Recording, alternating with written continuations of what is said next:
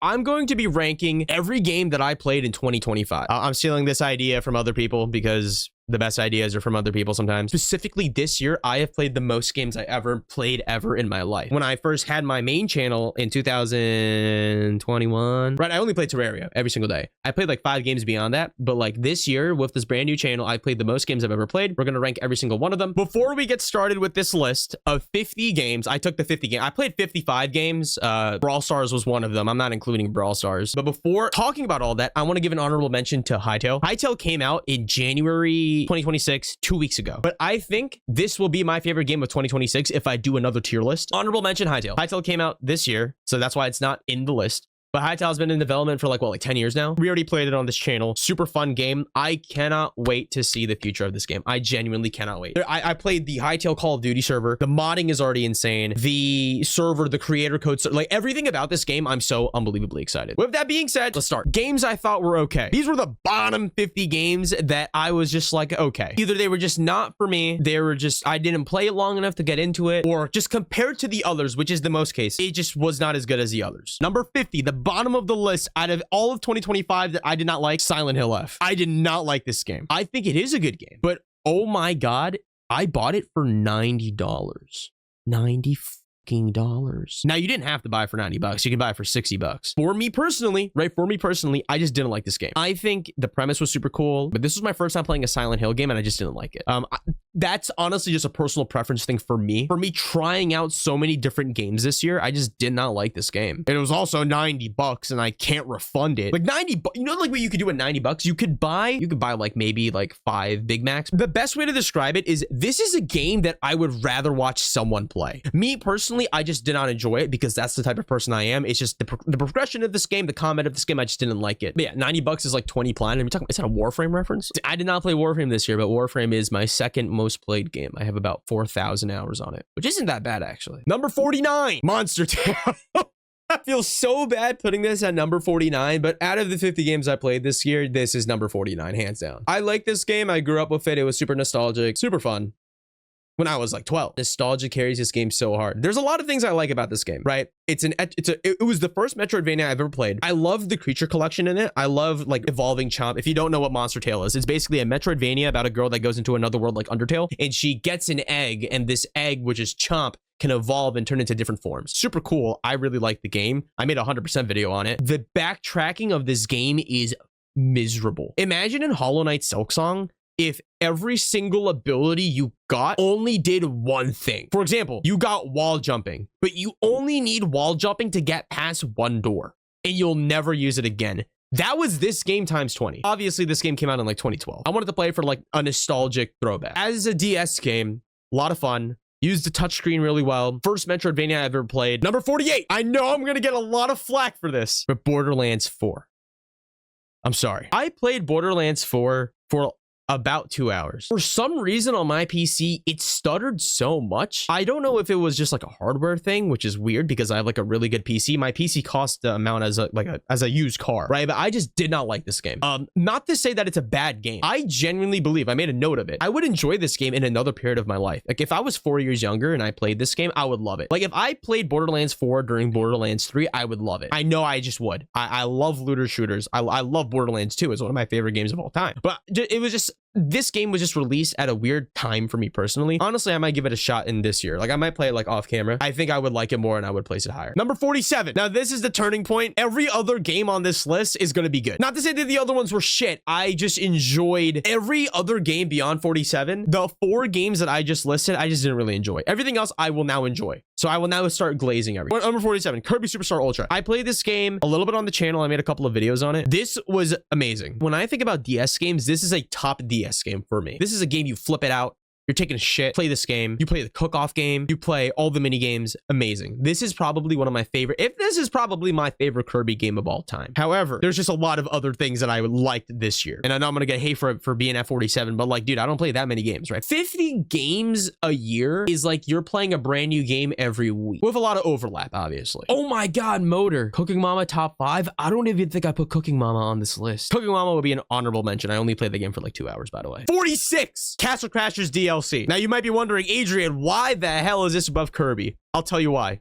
I don't know. Castle Crashers, when I played the DLC, I played like one video of it or maybe two. I don't remember. I think the DLC was amazing. Like, I wish it did more. I wish you could add more abilities, but I understand in terms of like how old the game is and the capabilities of the game of like why it could only do what they did, like sprite wise. Playing this game for that one day, I forgot when I played it. It might have been in March. This game, to me, it defines Xbox co-op.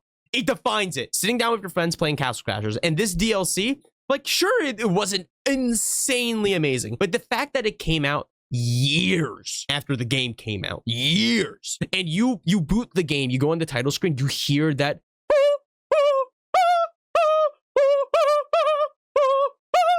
like, that was, oh my, dude, like, you just get set, like, get sent back, right? You get sent back. Oh, whoa! But yeah, that's all. It's 46. Number 45. I'm sorry I spoiled it. Mega Man X, baby. I know damn straight. Maybe like one of you guys have played this, if not like none. All right. And I'm not talking about the Mega Man X like remaster on the PSP. I'm talking about the old Mega Man X, like the old one. I batched both of these because they are the same game, right? I played the PSP one a lot more because it was remastered. It was just way better. Also, by the way, I recently played off camera the original Mega Man X. Man, it is good. This game was hard as hell, right? And I think that's like the best part about old games. It's either you get good or you're done. I will not lie. I rage quit. I got to the final boss. I was about to say, like, I don't want to spoil it, but like I got to Sigma. And then I died, right? It's just a hard boss. However, I love this game. When I think about PSP games, I think about the Mega Man X remaster. It's one of my favorite PSP games. It's so good. That was like my favorite PSP game. I love Mega Man. Mega Man is like one of my favorite. Isn't it an IP? It's one of my favorite IPs. It is so good. There's I played Mega Man Powered Up. I played Mega Man Star Force Bijou. We talked about that. Star Force DX was amazing. I watched the Mega Man Star Force anime. That was a banger. A lot of the games on this list are kind of just like, hey, like back then when you were a kid and you played this game, at least for me, what were you thinking about during that time? What were you feeling? And this game really threw me back. I love the bosses in this game. I love the abilities. I love the idea of Mega Man. If it was up to me, I would have like a Zero helmet on my wall, right? Like I just oh my God, Mega Man ZX, one of my favorite Mega Man games of all time. I love Mega Man ZX. Number 44. Cassette Beasts. I made 3 videos on Cassette Beasts, but this game is great. If you like Pokemon and you want something a little bit different, I highly recommend Cassette Beasts. I originally played it because it was made in Godot, the game engine, and I don't know if you guys know this, but like I spent like a little bit over my summertime just coding an app. I made like a mini productivity app. It was super fun doing it. I actually 100%ed this game off camera. I have 27 hours. I mainly played it just for like game development purposes, like learning how Godot worked and like what you could do in the game. But to describe this game for like people that don't know what Cassette Beasts is imagine like 2D Pokemon, like sprite Pokemon, right? Like Pokemon Platinum, Soul Silver, more open world, just in a different take. I want to describe it as like Pokemon versus Digimon. It was just like a different take of the game. And or a different take of the genre. All right, moving on. Number 43, Rivals of Ether 2. I'm not gonna lie. I don't like this game. I don't. Not because I don't like the game. I just don't like plat fighters because I'm bad. However, I won a tournament on this game. I won a Rivals of Ether 2 tournament. I did it off camera. It was around Christmas. It was about a month and a half ago. I won a Rivals of Ether 2 tournament. I was coached by a top player, Cake Assault. I don't know if you guys know who that is. Cake Assault. The people on my team were Barley the Burr, Failboat, and Purple Thunder. We did a tournament. I don't know if you can actually find the VODs. I'm actually going to make a video on this. I never played a plat fighter. I applied for a tournament. I got into tournament. It was called the Wisely Wars. We won. Like we won. I played for 40 hours and it was a 1-week tournament. We played 2 round robins in a tournament style. We grinded. I was placed in a division where nobody knew what a plat fighter was, which was my division, and I did okay in the division, right? But like we fucking won. Super close. Everyone was super scared. We were all freaking out in this call. Everyone is deafened. We're all talking to each other. Failboat is like locking in. Cake Assault's like telling him comms and whatnot. We were all freaking out because, by the way, we've been playing for 7 hours. He wins. We're all screaming. Don't touch the glass, dude. Because we're gonna tell right the You can hear me. And then Failboat almost faints right here. With lack of a better word, for lack of a better explanation, we won, and that's why I like Rivals of Ether 2. The game was okay. I would never play it again, but like because of that event, it like literally made my year. It was around Christmas time. It was super fun. Next game, Wario Land Shake It. I really like this game. Super unique. Surprisingly high skill ceiling, but I rushed this game. And it was specifically because I had a 100% video that was due. The video flopped. but that's how it is. Yeah, like, it's whatever. But this game was so like unique for me. The reason why it's on number 42 though is because out of all of the Wii games I played this year, this definitely has like a special place in my heart. Like this was super cool. I've never played a game where like you had to shake it so much, and it was actually like my first Wario game. Specifically, I was gonna play this game to like kind of transition it into Pizza Tower, but I just never did because Pizza Tower is so hard. Next, Who's at the Door? This was fun. This was a really scary anomaly hunting game that I played.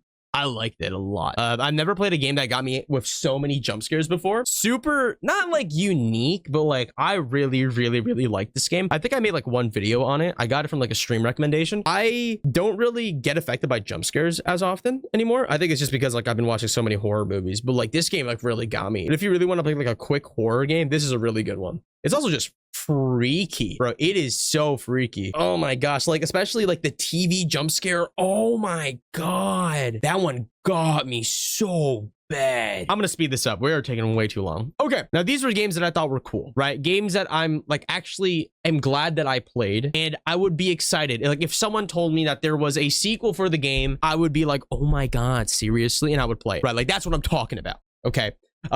Also, for some more context, I can be glad I played a game, but I cannot enjoy it. Like, you can be glad that you worked out, but you might not enjoy the workout. Like, that's what I'm trying to say. Number 40, Dead Sea. If you don't know what this game is, I highly recommend checking it out. It is a YouTuber game. I believe 3 YouTubers made this game in 2 days for like a YouTube challenge. I watched their video and I played the game. This was good. This was a great game. I really like the game. But basically, if you don't know what it is, you're basically a little boy on a Game Boy and you're playing through a game. But then things happen in real life as weird things happen in the game. So for example, there's a monster in your DS, but then all of a sudden the monster is like in real life. So you have to do like this FNAF type of gameplay. It was made in 2 days. They polished it after like a couple of however days after, but this is a really cool game. It's simple but fun. Really liked it. There's also like a plot in the game where I think it was like the parents are arguing and there's like an entity that's like luring kids into the woods. Not to go crazy too in depth about it, I highly recommend this game. There's a YouTube video about the game and the development of this game. I highly recommend it. Number 39, Kingdom Hearts. This is not like a diss on Kingdom Hearts, right? It's just this game to me, it's a product of its time. It's not that it's like janky, but like it's janky.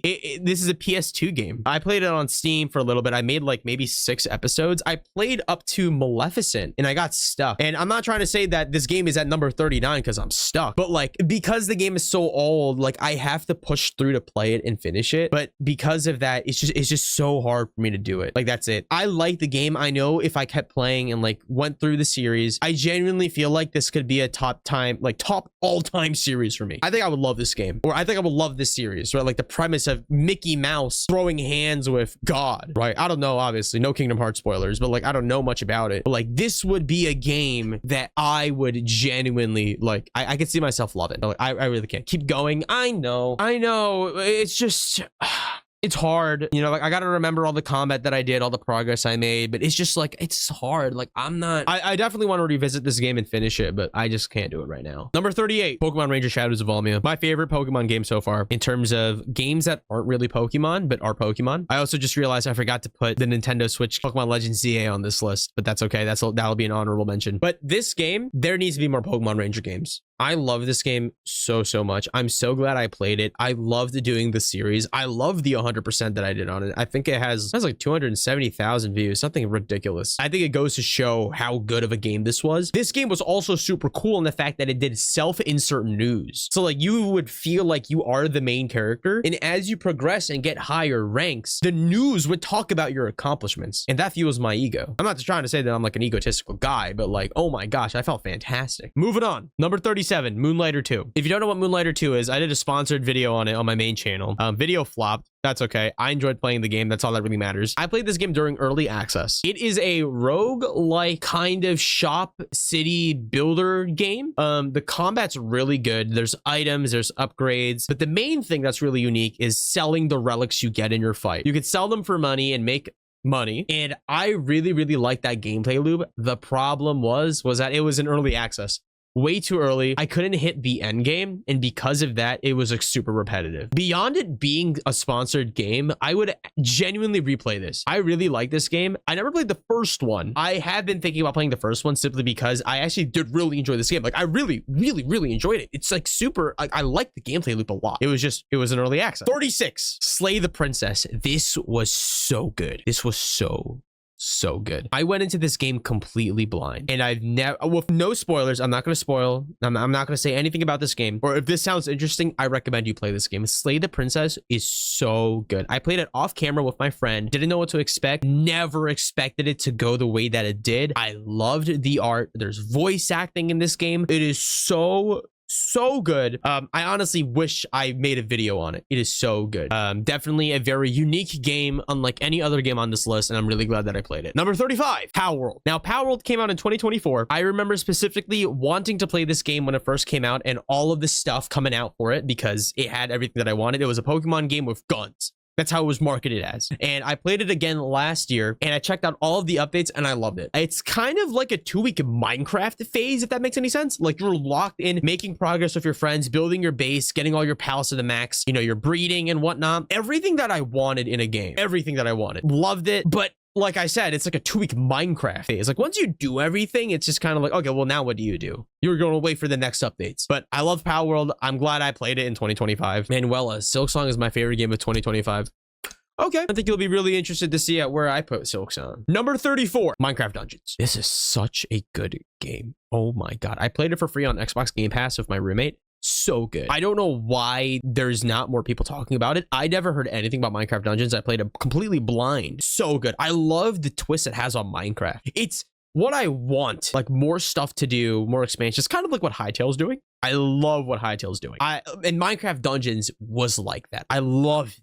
Oh my God. It's also in round 1. It's not as good in the arcades because you have to pay for it and whatnot. But no, it's not a mod. This is not a Minecraft mod. This is a separate game on Game Pass that I bought, right? It's so good. Who's your favorite villain in Minecraft Dungeons? I actually don't remember. I didn't play any of the DLCs because I'm not paying for DLCs. You're tripping. Great couch co-op game. I had a fun time. I wish they still worked on the game. I don't know. I feel like they could afford it, right? It's not like Minecraft is owned by Microsoft or anything. Number 34, Brotato. Not a lot of notes on this, but this being made in Godot and me learning about Godot blew my mind. This game is so simple, but it's so fun. If you've never played Brotato, it's Vampire Survivors, but everything is a potato. It's so simple, but it's just so fun. The reason why I really like this game is because if you're someone that wants to get someone to play a video game with you that never played video games before, whether it's like a girlfriend, I don't know, like maybe you're having a party and you just want to have someone doing something like an activity on your flat screen TV. My ROG Ally has Brotato. You could literally take an ROG Ally, pair your PS5 controller or whatever controller, and 2 people can play. However many people can play.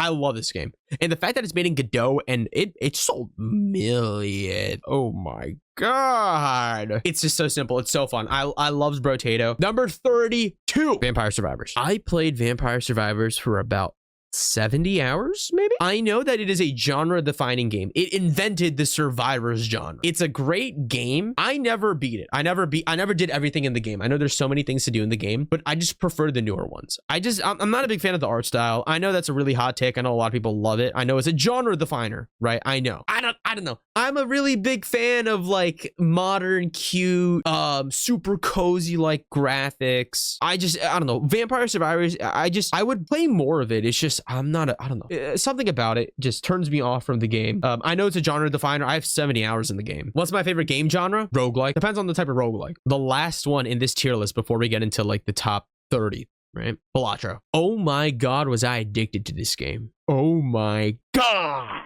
Dude. Oh. I would wake up and dream about Balatro. I would wake up after dreaming about Balatro and hop on a run. Love this game. First came out, love this game. So good. I made like a couple of videos on it on this channel, but what I loved about this game was that you could play it on your phone. It's on Apple Arcade. Download it, play Balatro on your phone. The thing I don't like about this game is the higher difficulties. I hate gold stake so much. Reason being, it is because it makes you play a specific play style. And I hate that about roguelikes. I know roguelikes are my favorite genre, but not the roguelikes that make you play and go for the same thing.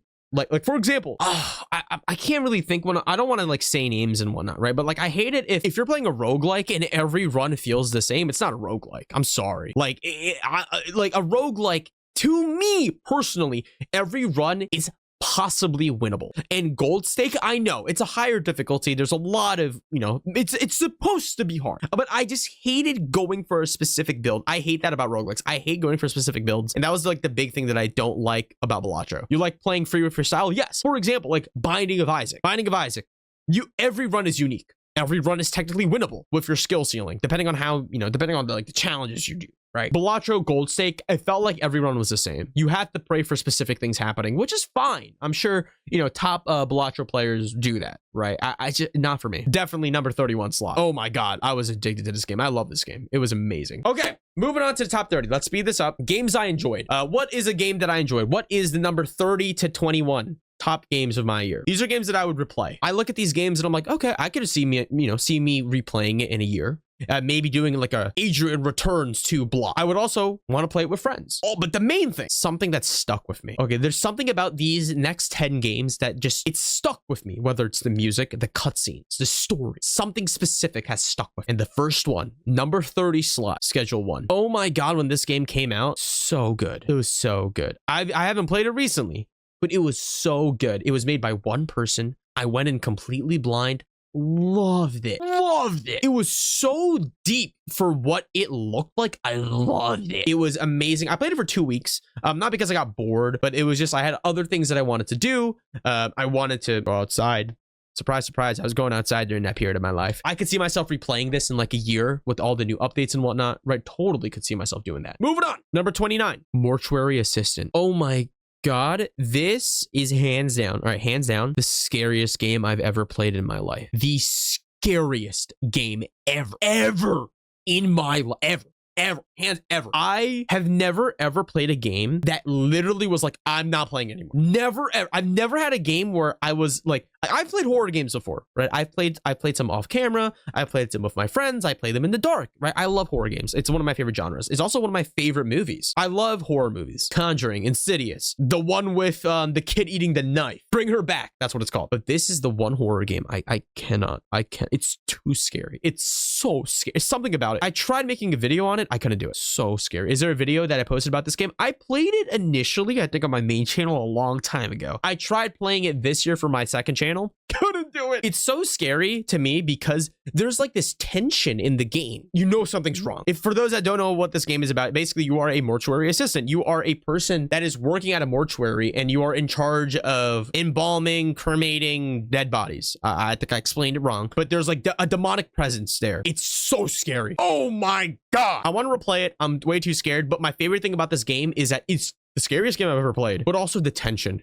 You are so tense doing anything in this fucking game. You are so tense. Like you'll be signing papers, you're writing things down, right? You're writing things down, nothing crazy, but you're just scared. Number 28, Split Fiction. I'm not gonna glaze this too much. I'm not gonna, I'm sure you guys heard a lot about Split Fiction, but this is my top co-op game of the year. I played this with my roommate. So fun. I love the aesthetic of this game. I like the story, but the big thing that I love was the co-oping aspect. I've tried a lot of co-op games with my friends, like couch co-op, Castle Crashers, whatever. But this was the game where it was like, wow, oh my God, it is so co-op. Like it is so, like when I think about co-op games, I think about Split Fiction.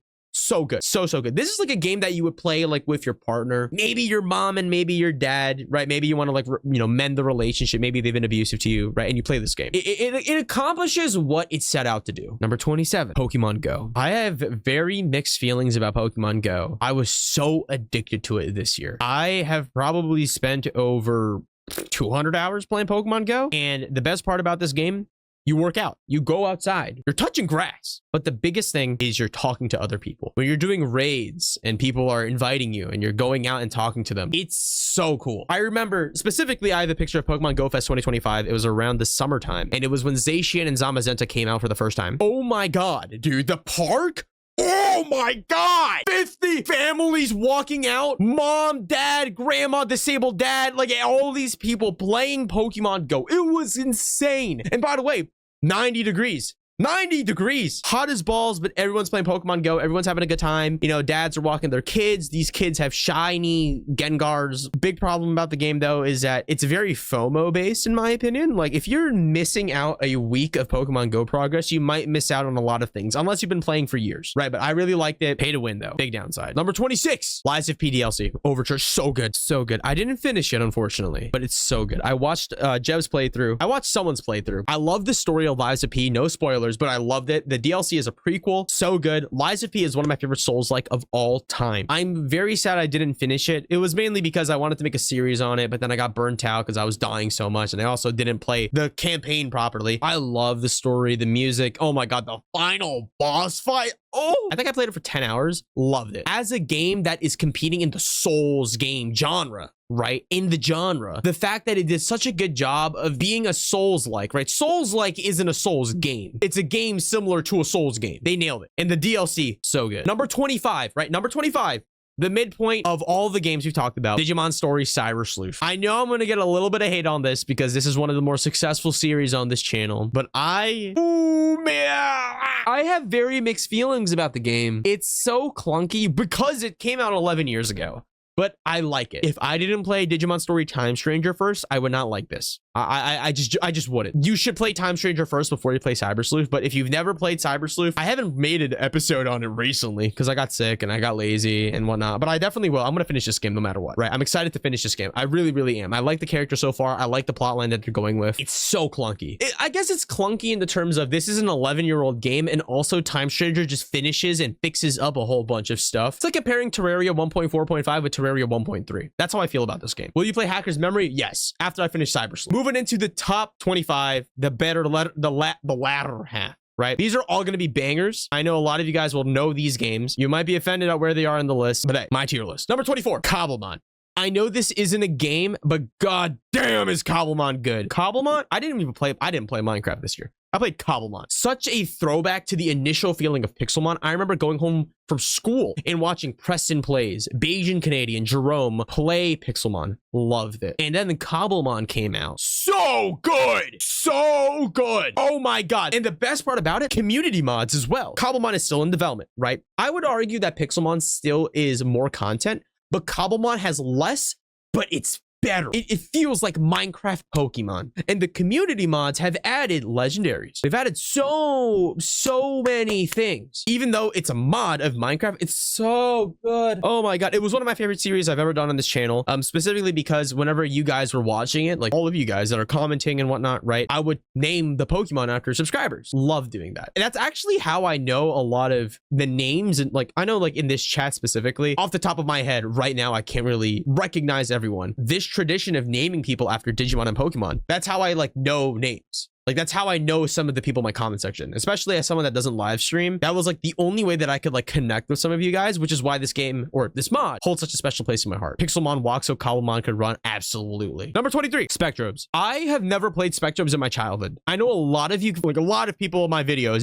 they played this game as a kid. And that's probably why a lot of the people that are watching those videos now are watching it, because they played it as a kid. I'm lumping the Spectrobes 1, 2, and Origins in here. Beyond the Portals, the first one, and Origins. Love this game. Specifically Beyond the Portals and Origins. Oh my god, it's so good. I love the designs. It's so cool. I can't believe I never played this as a kid. I love that in Beyond the Portals, which is the second one, you're revisiting the levels that you did in the first one. I loved it. I thought that was so sick. Combat in the second game, amazing. Combat in the third game, I know I didn't finish the third game. I'm working on it. So dynamic. I mean, like, I have my Wii controller right here. Like, you're moving, like, the fact that you're swinging your controller as you kill things, so cool. Moving on. Number 22, Portal. I never grew up with Portal.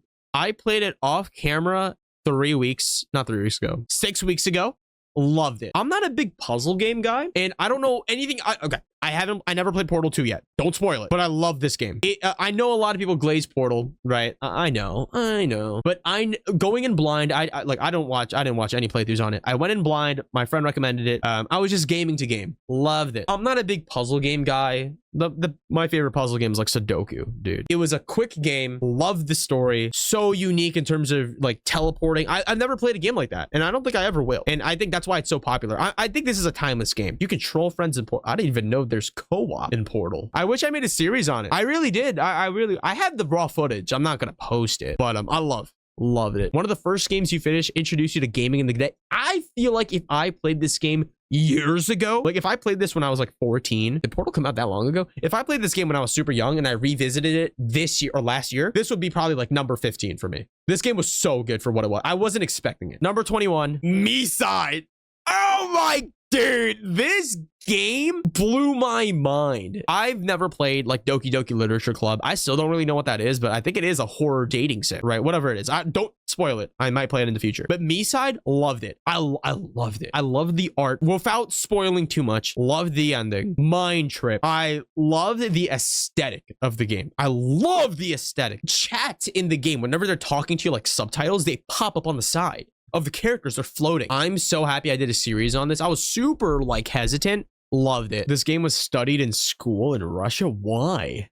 Why would you ever study this game? Now this is the top 20. Number 20 to number 11. These are games that I really like. These are games that are so unique that I played in the past year in 2025. They had a vibe unlike any other game that I've ever played. Like a vibe that's like, when you think about the game, you like, there's a feeling in your heart, like the power of like Tomodachis. You're just like, oh, you know, like something about it. These are games where there's either one thing I really liked or multiple things I like. Like I specifically, I'm not gonna say that the game, but like specifically multiple things. I'm just like, oh my God, I wish more games did it, right? Like I'm a video game glazer. I don't really, you know, who am I to say I hated this game because I hated it? I know I had 4 games on this list that I was like super iffy about, but that's just because I didn't give it the love and the time it needed. Number 20, Terraria.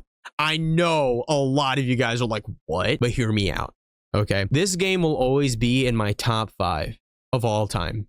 All time. There will never ever be a game that will ever take Terraria's spot in my heart. This game started my career. The reason why it is number 20 was because I specifically wanted to make 2025 a year where I just did not play as much Terraria. I think I played it for 50 hours this year, which was insane because in the previous years I played it for over, I think every year I played this game for over 500 to 700 hours. And 2025 I played the game for maybe 50 hours, not even. Comparatively speaking, I just didn't play the game as much. But no other game will ever beat Terraria. No other game. Like I know it's number 20, but like in my heart of all time, like if every year I played like 1 hour of Terraria, I can't keep putting it number 20. But relatively speaking, there was just a bunch of other games that have left me with the impression that was greater. I will always recommend this game to someone. Always. I will say though, T-Mod over vanilla. I know 1.4.5 came out. I know, bigger and bolder. I know. I will always play T-Mod. Moving on. Enter the Gungeon. I only have 15 hours, maybe 20 to 25 now. I know that if I have 50 hours on this game, which I will, because I'm going to 100% this game, I'm going to love it.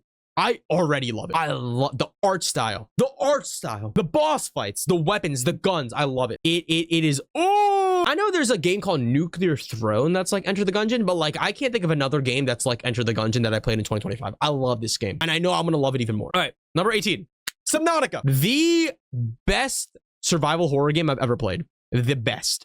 Hands down for me. Hands down. The vibes of this game are insane.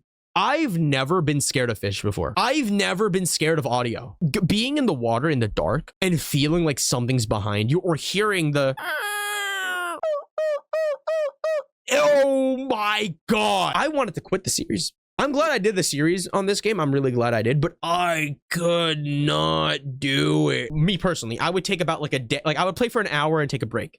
I would still be scared. And it's the fear of the unknown. And I love that about this game. My big issue about it though was the resources. Like there was a point in the game where I had to find some resources and I couldn't figure it out and I had to search it up. I think the caveat or the thing I had to do was just read through the logs, but sometimes there was just points in the game where like I would just be completely lost because there's a map in the game. Like you have to go to specific biomes. It wouldn't stick in my head and that was the part that I hated. But that was the one small thing out of everything. And that's why I said I played semi-blind. I had to search up some things, but like beyond that, I love this game. Number 17, Elden Ring Night Rain is number 17. I think this is the last Souls-like on the list. Elden Ring is not on this list, but Elden Ring Night Rain, love this game. I actually 100% at this game. I 100% at this game 2 weeks in. That's why I say I know lifed it. The reason why I love this game is because it is good at what it does or tries to do. It is an Elden Ring roguelike. And the biggest thing that I love about this game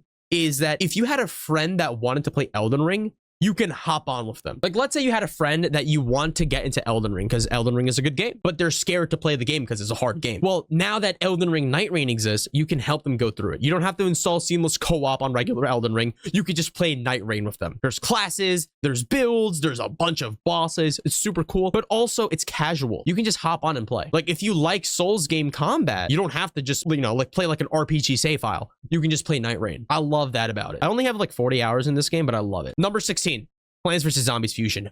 Oh my god, this game is so good. Oh my god. I played Plants vs. Zombies as a kid. But oh my, I could never imagine. I never imagined being addicted to a Plants vs. Zombies game. Downloading this game sucked ass. You know, because it's a Chinese mod. If you don't know what Plants vs. Zombies Fusion is, it's a fan-made Chinese mod. You have to download the app from the official thing, and then you have to download like an English patch, but loved it. I didn't finish it. You know, I got to Odyssey mode. I played like the first 5 stages. It's just so inherently cool. Combining plants on top of each other to make new ones with differing abilities. The thing that I hated though is you have to read and learn in the game. It just was not intuitive. It's not a bad thing reading a manual, right? Every game you have to learn a tutorial, right? But there was like no guides on this game. I couldn't find guides. Like, I could watch playthroughs, but like no one really had like a definitive like guide on what to do. And also, if you read the game, oh my, there's so much text. And also, there's so many fusions. Like, yeah, you can fuse 2 plants. What about 3s and the 4s? But yeah, this game was so good. I loved it. I loved this mod. I know it's not like a separate game, but like I played Plants vs. Zombies Fusion, not PvZ. Loved PvZ Fusion.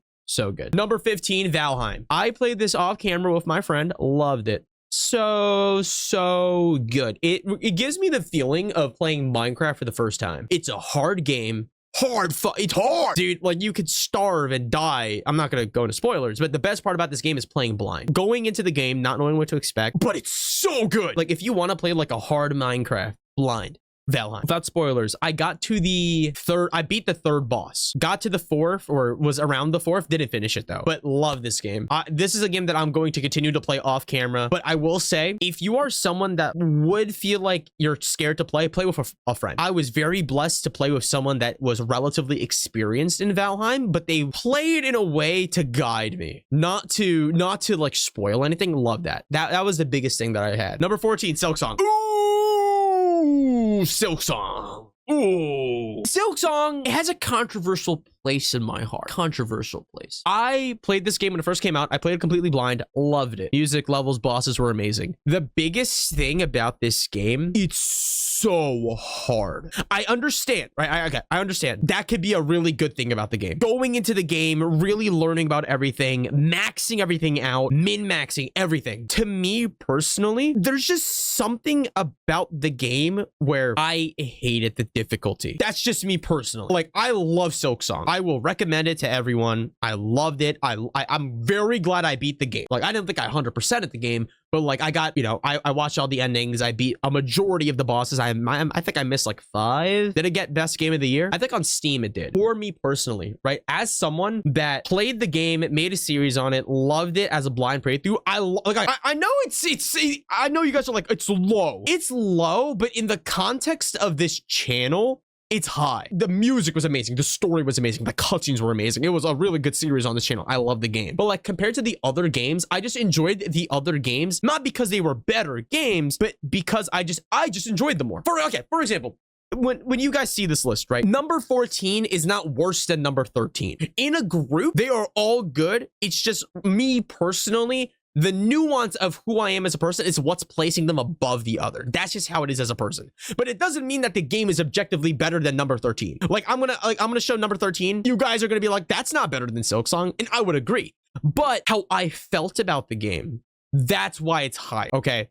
But I love this game. Personally, I don't know if I'm going to ever replay Silksong. Love the ride, loved experiencing everything, loved the story, but I just want to replay it because of the difficulty. Very, very vibes based. Will I play the DLC? I'm not so sure. But this is a list based off of how much I enjoyed the game, what it meant to me, but also how it did on the channel and like the community around it. Like, for example, Cobblemon. Cobblemon, I put it higher than Borderlands 4. And you could argue that Borderlands 4 is leagues above Cobblemon, which is a Minecraft mod. But Cobblemon, when I recorded it, when I think about Cobblemon, it's not just how fun it was, but it was the fact that I was playing it with friends, the fact that I made a series on it. And for the first time on my YouTube channel, I felt connected with my audience because I was reading the comments and naming subscribers after Pokemon. Love that. And that to me will always be timeless compared to my 2 hours on Borderlands 4. So that's what I'm talking about. Moving on. Number 13. No, I'm not a human.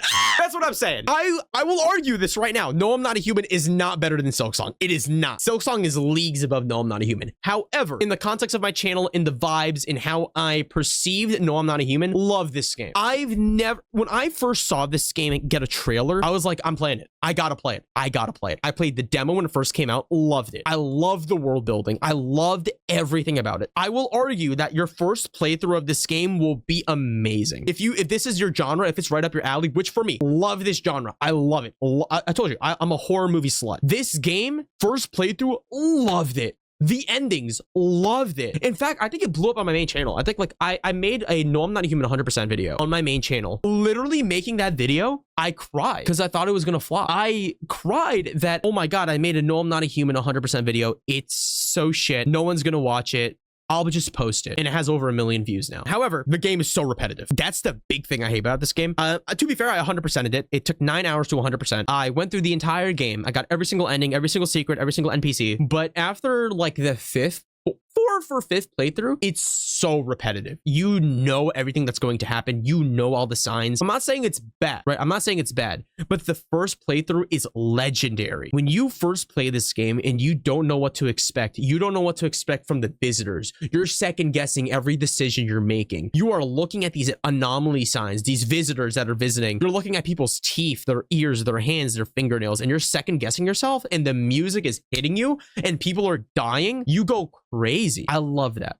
Love that about this game. It has left a lasting impression. And the biggest thing is the music. I love the music. In fact, I go to sleep with it sometimes. Even though this is the music of a horror game, it's so melancholy. You listen to the music, you're just like, oh! You're sent back into the vibe of this game. I'm gonna play the music.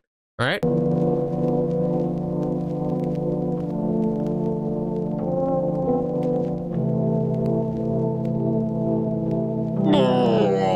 It's just so like depressing. It's just, there's a vibe. Midnight, walking around the city, end of the world. I love it. I love it. I love this music. I love it. I love it. I really, really do. Probably one of my favorite video game OSTs of all time. Moving on. Number 12, mouthwashing. I played this game for 2 hours and it changed my entire world for a month. I know like, it's kind of interesting because the juxtaposition of No, I'm Not a Human and mouthwashing. I'm not saying that mouthwashing is better than No, I'm Not a Human, like at all. In fact, if I could put them in the same tier, I probably would. Mouthwashing, whoa. Oh my God. Like if you know nothing about this game, you got to play it. It's like a couple of hours. It is horrifying. And it uses, I'm not going to say the trope, but it uses one of my favorite tropes in all of fiction. Super, super scary. Super like I was so immersed. I only played it for 2 to 3 hours though, but the impact it left on me was just like, highly recommend this game. The plot twist of this game was amazing. Love this game. Our last game in this category before we go into top 10, Megabonk. Megabonk, Danny didn't make it.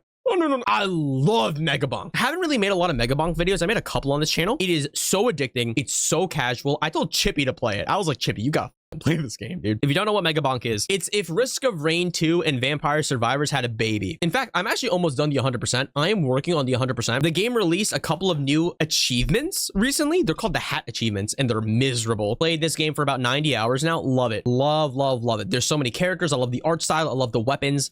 But I hate the meta. I hate every single time trying to go for 3 specific books: XP, luck, and chaos. I hate it. And then what is it called? The boss one. I forgot what they're called. But I just hate roguelikes where they make you play a specific play style. Now, top 10. My top 10 games of 2024. Out of the 50 plus games that I have played in all of 2025, these are the top 10 that I have such good memories, changed my life, loved either a lot or most of the game, and I will remember this game in 2026. I will either remember it for the rest of my life or just in 2026. And the biggest thing, I loved making the series. That's also like a really big thing. Depending on how successful the series is, it's not about the views, right? It's not about that at all. It's how I felt making it. Like, for example, Pokemon Ranger, that flopped on this channel, kind of, right? There were still some comments. A lot of people were nostalgic. Even though it flopped on the main channel initially with 20,000 views, I loved it. And I'm glad that I played it. And this list will comprise of the top 10 games that have succeeded in that. Number 10, Dispatch. I went in blind to Dispatch. This is my story, okay? This is completely good. It's going to be different from everyone else. I went into this game completely blind. Had no idea what to expect. Never, ever, ever. I've never played an interactive movie game where you have to make choices. Never. Loved it. Best thing I loved about this game is I cared about every single character. Every single character I wanted, without spoilers, right? I cared about. And I wanted more after I finished it. However, I do wish that the choices mattered more. You said you don't know about Dispatch being in top 10. I guess I lied. I guess you can call me a prankster. Number 9, Abiotic Factor. This is probably the only game that I have played off camera in the top 10. Love this game. I have 30 hours on this game. If you don't know what Abiotic Factor is for whatever reason, it's basically SCP horror survival game. You are a scientist locked down in the middle of a lab, right? You went to work, you're locked in a lab, and you have like a Fallout skill-based system. You're finding materials, you're building weapons, you're combining, you can build, you can have a base, and you're fighting off SCP stuff. Without going into it too much, if you like horror survival, it's also not even that scary. It's like it has Half-Life graphics, which is amazing. It's so charming. If you like Fallout, if you like horror games, if you liked Grounded and you want a more horror or scary game, recommend this game to the moon. I love this game. I played it off camera. I played it after a recommendation from Cone Carnage. I watched like a short of his. Loved it. I regret not making a series on this. This game is so good. I could totally see myself replaying this game like next year with like friends. Number 8, Invisimals. Hands down, my favorite, not just the first one, first, second, and third one. My favorite PSP game of all time. I have never, in my 23 years of living, played another game like Invisibles. I've never. The fact that you have your game console with a camera, that you scan colors in your room, and then you do a specific puzzle to capture an invisible, and then you can evolve it. This, I cannot put into words how much I love this game, how much it means to me in my life. If I never played this game in my childhood, from a recommendation from my cousin, I would have never found out this game. And this game has been one of my favorite series I've ever done on the second channel. Loved it. Invisibles, the original one, Invisibles Shadow Zone, Invisibles Lost Tribes. I didn't play the new ones because I don't have a PSP Vita. And the biggest thing, the community. I am in the Invisibles Discord server. There's like a couple hundred people. Everyone is so nice. This game is so old, but the love is so palpable. It's so cool. And also, to further glaze the game, mutations. You can change the colors, the stats. There's builds in this game. So many Invisibles, so many different evolutions with different forms. When you think about Pokemon, I would argue that like if you were going for like a top 10 Pokemon of all time, or top 10 Pokemon from like Gen 5, Gen 1, 2, 3, 4, 5, I would argue that a lot of people would have the same list. They would have Garchomp, Charizard, Gengar, right? Like stuff like that. Invisimals, I love every Invisible. I love their designs. I love their moves. I love, some of them are bastards to catch, but I love all of them. Like even the coolest one, the poster boy, Tiger Shark. I would still love Hilltopper. Like I would not hesitate to swap out my Tiger Shark with a Hilltopper. I love all of them. No other game has ever done what Invisimals done yet, at least to my knowledge. I've never seen another game do this before. Never. My top 10 could really low-key be like interchangeable with everything except for like the top 3 maybe. Moving on. Number 7. Okay, I played this off camera. Rhythm Doctor. If you don't know what Rhythm Doctor is a rhythm game about you as a doctor during the COVID era, and you're working remotely, and the only way to help people is you work by tapping your space bar. This game is so good. You know, I don't really play a lot of rhythm games. I only really mainly play DDR, and I haven't even played Dance Dance Revolution this year. I kind of like took a hiatus from it, but this game is so unique. unique. I have never played a rhythm game before where I was like, oh my God, I'm going to keep playing. Like I played Bits and Bops. I played Patapon, Rataton. I'm not including those on this list because I played them for like sub half an hour. Rhythm Doctor, so good. Every stage unique. Every stage new mechanic. The difficulty insane. Trying to no hit everything. I played this off camera. Loved it. There's a story. Voice acting, you have to hit every 7 feet, but then they'll mess you up with some crazy stuff. I love this game. Number 6, Grounded. Yes, Grounded. I'm not gonna lie, I was a hater of Grounded for a long time. I was like, dude, why the hell would I be scared in the backyard of a couple of ants? And now I get it. I played Grounded 2 when it first came out, like the early version of it on the channel. I don't think I played Grounded 1. Did I? I don't remember. I really don't remember. But I played Grounded 1 with a friend, beat mainly most of it. Grounded 1 and 2 are so good. I always think of this game as like, oh, you're just like in the yard, you're small. No, so good. The survival aspect, like the survival, the building. So good. The story, the progress. I love everything about this game. I love the progression. I love making the weapons. I love the armor. I love how they're turning like, oh, you never really think about toenails. Well, if you played the game, you know how important toenails are. You know what I'm saying? No other game has made me feel the same way that Grounded has. Love this game. Okay, moving on. Top 5. Number 5, Ball X Pit. Oh my God. This is my favorite roguelike of 2025. Hands down.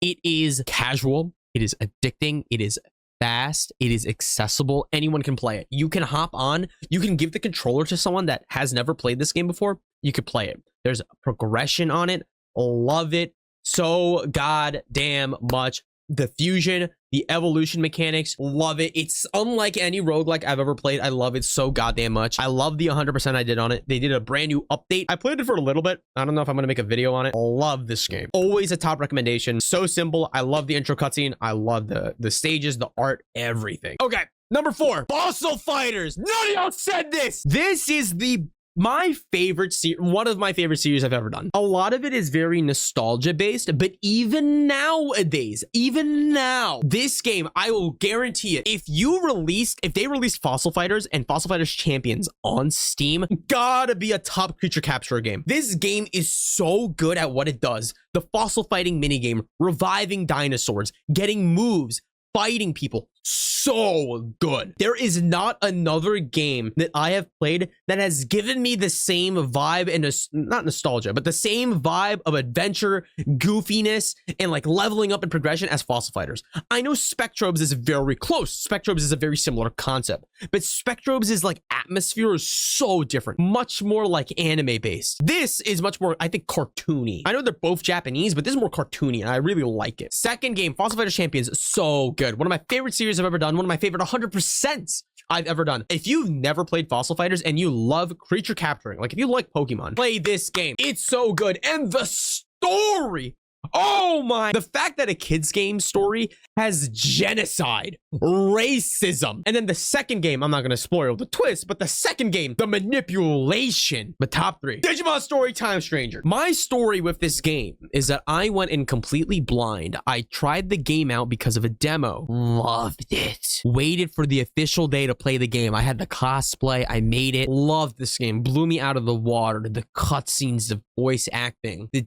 Digimon. I cried at the end of the game. The plot twists, the plot in general, and then the combat evolution loop. Oh my God. Dude, the quality of life of being able to skip animations if you wanted to. The way that evolution was basically unlimited if you wanted to. We had unlimited evolutions. This is I think this was the top performing series on my channel ever. I think a lot of the people that I think a lot of you guys that are watching the stream watch me because of Digimon Story Time Stranger. You don't even have to be a Digimon fan to like this game. I was not a Digimon fan. I played Digimon before, but I was not a Digimon fan. So good. There's a reason why it's not at number 1, but so good. This game will always like have a special place in my heart. Okay, number 2. Oh, close your eyes. You didn't see that. Number 2, Expedition 33. Expedition 33. I played this game blind. Didn't know what to expect. Played it for free on Game Pass. Life-changing game. The plot, so good. Deserves all the hype. A lot of hate. A lot of hate. That's to be expected. This is the best game I've ever played. One of the best games I've ever played. I played it for free. Story is a 100 out of 10. Turn-based game, my ass. I play the music like every day. I really do. It deserves the hype. It is the most life-changing. I actually convinced my friend recently. I actually convinced him 3 days ago. I said, yo, you want to play a game? Expedition 33. Get Game Pass. Love it. The ending, love it. The most conflicted I've ever was on an ending. So freaking good. If you don't know what Expedition 33 is, just play the game. Play it on Game Pass. So good. The best part about the game is going in blind. The #1 spot. I know you guys didn't see it before because I didn't accidentally click on it. My #1 game of 2025 goes to, drum roll, The Binding of Isaac. Oh my God. Now I know a lot of you guys are like, what the fuck? The Binding of Isaac, Adrian, that game came out years ago. Yeah, okay, but I didn't play it until last year, bro. The Binding of Isaac. This game in 2025, I have 400 hours. I played this game literally, if you break it down, almost an hour a day. Almost. Maybe like an hour and a half a day. I know there's a lot of people that talk about Binding of Isaac, but for me personally, I had a rough timeline with this game. I played it for a little bit before, 20 hours on and off over a bunch of years. Hated the game until my friend was like, yo, get back into the game, buy the DLC. I'll guide you, teach you what you need to do to like be on your own. And then you can tell me if you don't like the game from there. I did that, played for an additional 10 hours, 30 hours in after like a couple of years. Next year, 2025, 100% at the game. 420 hours later, the best roguelike I've ever played in my life. I will die by that. It is, Binding of Isaac is the best roguelike I've ever played. Not simply because it's like the game's fun, but the insane part is every run is unique. I don't think I've ever had a duplicate run. All of the items just synergize and stack in such a unique way that it makes the game so unique. And also, it's casual. You can hop on, you can play. Hop on and play. Oh, you want to just play?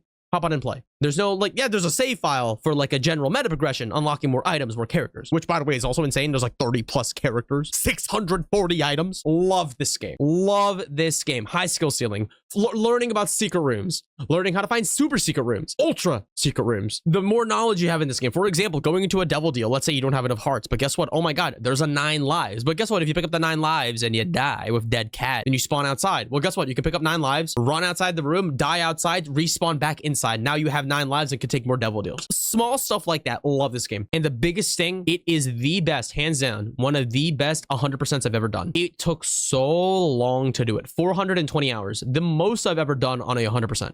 Probably ever. But the satisfaction when I got my Dead God save file, loved it. It's amazing. And also, this game, if you watch YouTube content on it, it's so good. Like I can sit down and watch a YouTuber play this game. Like they just do a run. I can just watch them.